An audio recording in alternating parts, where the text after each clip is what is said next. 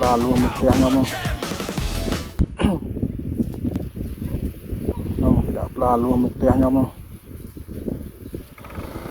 bán cháu ơi bán tầm này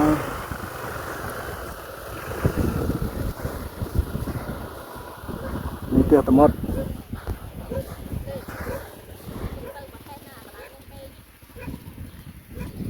rồi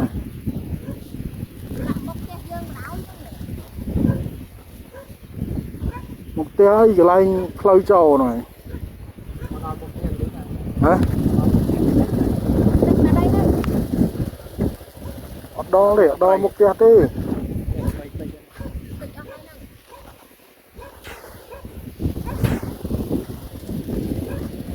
ô có bùa xô xô tiêu là xuyên này